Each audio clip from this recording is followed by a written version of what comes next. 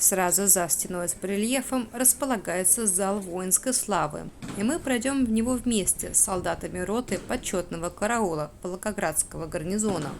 Это одно из самых элитных воинских формирований сегодня в России.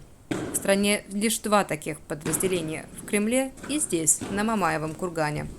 Начиная с января 1968 года, каждый час с 9 утра происходит смена караула. В каждой смене 5 человек, 4 караульных и 1 разводящий. Караул также сопровождается помощником начальника по медицинской части. На пути в зал солдаты поднимаются к мозаичному изображению медали за оборону Сталинграда. И, проходя далее в зал, невозможно не заметить резкой перемены настроения. На смену торжественной праздности площади героев приходит скорбь утраты. Осознание огромной цены, которой была завоевана победа.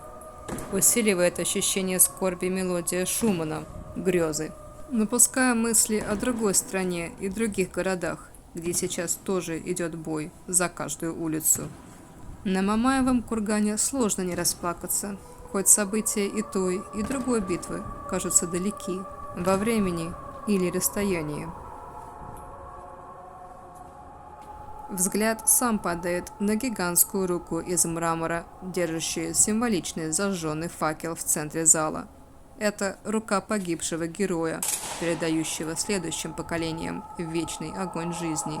Именно здесь солдаты несут свою службу.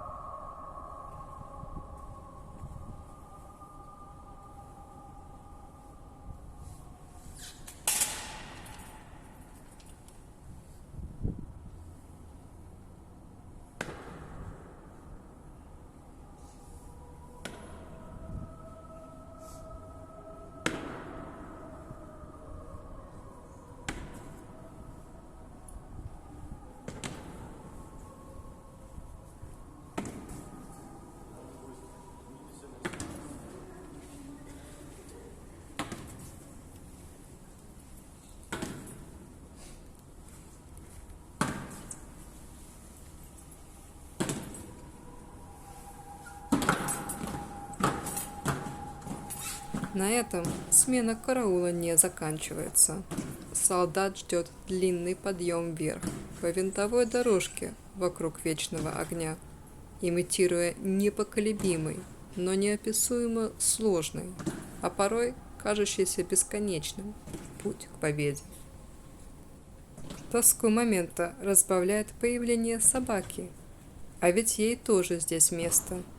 Почти 70 тысяч собак были на фронте Великой Отечественной войны, голодали, мерзли и мокли в окопах вместе с советскими солдатами, вывозили раненых, бросались под танки и взрывали вражеские поезда.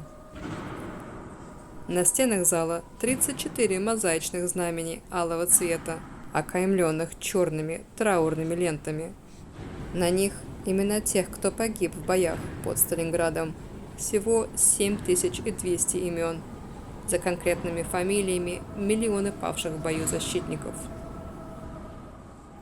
На своде зала изображение 18 орденов СССР и гвардейской ленты с надписью «Да, мы были простыми смертными, и мало кто уцелел из нас, но все мы выполнили свой патриотический долг перед священной матерью, Родиной».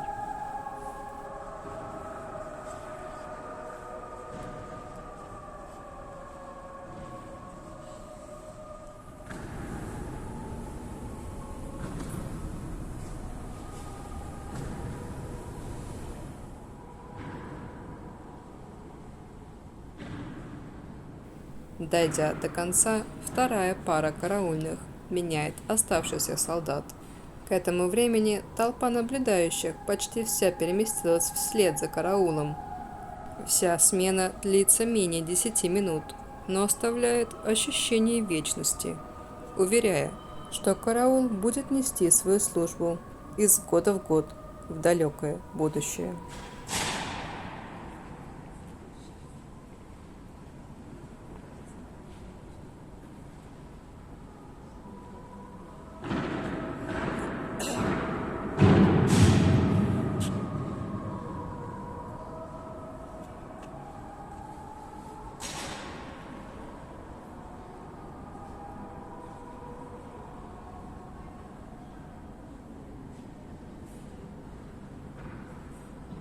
Завершив свою службу, солдаты уходят. Толпа следует за ними, освобождая зал. А тем временем сопровождающий караула петляет назад, поправить караульных и их утеплить. На следующий час бездвижной службы.